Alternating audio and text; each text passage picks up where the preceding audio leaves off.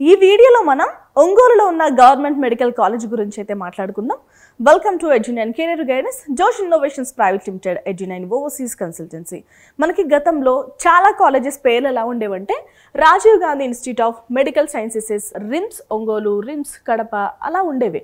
కానీ తర్వాత పేర్లు అయితే మార్పు చేయడం జరిగిందండి. అందులో భాగంగానే ఈ కాలేజ్ కూడా పేరు అయితే మార్పు చేశారు. ఈ కాలేజ్ వచ్చేసి మనకి 2008లో అయితే ఎస్టాబ్లిష్ చేశారు. ప్రకాశం జిల్లాలో ఉంటుంది, ఆంధ్రప్రదేశ్ రాష్ట్రంలో.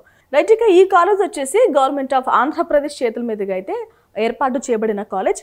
ఈ కాలేజ్ మనకి ఆంధ్రప్రదేశ్లో ఉన్న ప్రతి కాలేజ్ లాగా ఈ కాలేజ్ కూడా doctor NTR university of health sciences అఫిలియేషన్లోనే ఉంది. మనకి ఇది వచ్చేసి ఈ బాడీ వచ్చేసి మనకి విజయవాడ ప్రాంతంలో ఉంటుందండి. ఇక మనకి ఎంబీబీఎస్ కోర్సెస్ ఆఫర్ చేస్తున్నారు, పీజీ కోర్సెస్ కూడా ఆఫర్ చేస్తున్నారు. పీజీలో మనకి మోస్ట్లీ డిప్లొమా కోర్సెస్ ఉంటాయి, ఎండి ఎంఎస్ కోర్సెస్ కూడా ఉంటాయి. సో ఆ కోర్సెస్ కూడా డెప్త్గా చూద్దాం. ఓకే, మనకి టీచింగ్ హాస్పిటల్ కూడా ఉంది. రూరల్ అర్బన్ పాపులేషన్స్కి ట్రీట్ చేయడానికి సరిపడంత వెల్ ఎక్విప్డ్ మనకి టీచింగ్ హాస్పిటల్ అయితే ఉంది. అసలు వీళ్ళు ప్రధానంగా దేనిపైన ఫోకస్ చేస్తారంటే కమ్యూనిటీ ఓరియంటెడ్ మెడికల్ ఎడ్యుకేషన్ పైన అయితే ఎక్కువగా వీళ్ళు ఫోకస్ అయితే చేస్తున్నారు. మీకు గతంలో ఆల్రెడీ చెప్పాను, ప్రతి జిల్లాకి ఒక మెడికల్ కాలేజ్ ఉండాలన్న ఉద్దేశంతో అయితే ప్రతి జిల్లాకు ఒక మెడికల్ కాలేజ్ అయితే ప్రొవైడ్ చేస్తున్నారు కదా. సో అందులో భాగంగానే ఈ కాలేజ్ ని కూడా ఎస్టాబ్లిష్ చేయడం జరిగింది. ఏం మేజర్ గా ఏం స్పెషాలిటీస్ ఉన్నాయి, ఏం డిపార్ట్మెంట్స్ ఉన్నాయంటే మెడిసిన్ అందిస్తారు, సర్జరీస్ చేస్తారు, పీడియాట్రిక్స్, గైనకాలజీ, అలాగే ఆర్థోపెడిక్స్ డిపార్ట్మెంట్స్ అయితే ఉన్నాయి. రైట్, ఇక ఫర్దర్ డీటెయిల్స్కి వెళ్ళిపోదాం. ఎలిజిబిలిటీ క్రైటీరియా ఏంటి? మీరు ఒక ఎంబీబీఎస్ స్టూడెంట్ అవ్వాలి అంటే మీరు ఫస్ట్ ఇంటర్మీడియట్ అనేది చదవాల్సిన అవసరం ఉంటుంది. ఇంటర్మీడియట్లో చాలామంది ఎంబీసీ చేస్తుంటారు, కొంతమంది ఎంబైపీసీ కూడా చేస్తూ ఉంటారు. లేదు అంటే కొంతమంది ఈక్వాలెంట్ ఎగ్జామినేషన్స్ రాస్తారు. అలాంటి వాళ్ళు ఫిజిక్స్, కెమిస్ట్రీ, బయాలజీ లేదు అంటే బయోటెక్నాలజీ అండ్ ఇంగ్లీష్ సబ్జెక్ట్స్లో అయితే మీరు పాస్ అవ్వాల్సిన అవసరం ఉంటుంది. మీరు కనుక జనరల్ కేటగిరీ అంటే ఓపెన్ కేటగిరీ విద్యార్థులు అయితే మీకు 50% కంటే తక్కువ మార్క్స్ రాకూడదు. ఇక ఎస్సీ, ఎస్టీ, బీసీ విద్యార్థులు అయితే 40% కంటే తక్కువ రాకూడదు. ఇక ఫిజికల్లీ హ్యాండిక్యాప్డ్ ఎవరైనా ఉంటే వాళ్ళకి 45% కంటే మార్క్స్ అనేవి తక్కువ రాకూడదు. ఇక మీరు 2025 డిసెంబర్ 31కి 17 సంవత్సరాలు నిండిన విద్యార్థి అయి ఉండాలి. ఓకేనా? రైట్, ఇక వీటన్నిటికంటే తర్వాత మీరు ఇంటర్ చదివిన తర్వాత, ఇంటర్మీడియట్ అయిపోయిన తర్వాత కాంపిటేటివ్ ఎగ్జామ్ అనేది రాయాల్సిన అవసరం ఉంటుంది. నీట్ యూజీ ఎగ్జామ్లో మీరు పాస్ అయి ఉండాలి, క్వాలిఫై అయి ఉండాలి. ఓకేనా? రైట్, ఇక వేరే డీటెయిల్స్కి వెళ్ళిపోదాం. టోటల్ ఇంటేక్ ఎంత అంటే ఈ కాలేజ్ ఒంగోలులో ఉన్న గవర్నమెంట్ మెడికల్ కాలేజ్ యొక్క టోటల్ ఇంటేక్ వచ్చేసి 120 సీట్లు. అందులో ఆల్ ఇండియా కోటా 15% వచ్చేసి 18 సీట్లు, స్టేట్ కోటా వచ్చేసి 85% కదా.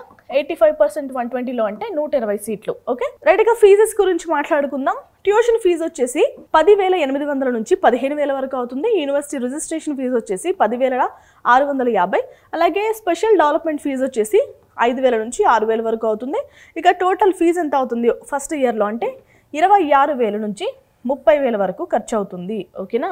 రైట్, ఇక హాస్టల్ ఫెసిలిటీస్ ఉన్నాయంటే హాస్టల్స్ ఉన్నాయి. బాయ్స్కి గర్ల్స్కి సెపరేట్గా హాస్టల్స్ అయితే ప్రొవైడ్ చేస్తున్నారు. ఇక పీజీ ఇంటెన్స్ కూడా హాస్టల్ ఫెసిలిటీస్ అయితే ఉన్నాయి. ఇక రూమ్స్ కెపాసిటీ గురించి మాట్లాడాలి అంటే 500 స్టూడెంట్స్ పట్టే అన్ని హాస్టల్స్ అయితే ప్రొవైడ్ చేస్తున్నారు యూజీ అండ్ పీజీ స్టూడెంట్స్కి. ఇక బేసిక్ ఫెసిలిటీస్ ఏమున్నాయంటే అటాచ్డ్ బాత్రూమ్స్ అయితే ఉన్నాయి, ఫర్నిచర్ ఉంది, bed, wardrobe, study table, chair, clean surroundings. ఒక విద్యార్థి కంఫర్టబుల్గా చదువుకోవడానికి ఏమైతే అమ్యూనిటీస్ కావాలో అవన్నీ ప్రొవైడ్ చేస్తున్నారు. మెస్ ఫెసిలిటీ కూడా ఉంది, రీక్రియేషన్ అండ్ కామన్ ఏరియాస్ కూడా ఉన్నాయి. సో ఇది ఒంగోలులో ఉన్న గవర్నమెంట్ మెడికల్ కాలేజ్కి సంబంధించిన బ్రీఫ్ ఇన్ఫర్మేషన్. ఈ కాలేజ్లో మనం చదువుకోవాలంటే మనకి నీట్ ఎగ్జామ్లో ఎంత ర్యాంక్ రావాలి ఇప్పుడు చూద్దాం. మీరు కనుక బీసీఏ విద్యార్థులు అయితే మీకు 76,634 లోపు ర్యాంక్ రావాలి. బీసీబీ అయితే 71,226 లోపు, బీసీసీ అయితే 61,332 లోపు, ఇక బీసీడీ అయితే 47,892 లోపు, బీసీఈ అయితే 113,696 లోపు, ఇక ఈడబ్ల్యూఎస్ కేటగిరీ అయితే 49,490 లోపు, ఓసీ అయితే 43,323 లోపు, ఎస్సీ విద్యార్థులు అయితే 130,609 లోపు, ఎస్టీ విద్యార్థులు అయితే 194,287 లోపు అయితే ర్యాంకు రావాలి. ఓకేనా? ఇవన్నీ కూడా 2024కు సంబంధించిన నీట్ ఎగ్జామ్ యొక్క క్లోజింగ్ ర్యాంక్స్.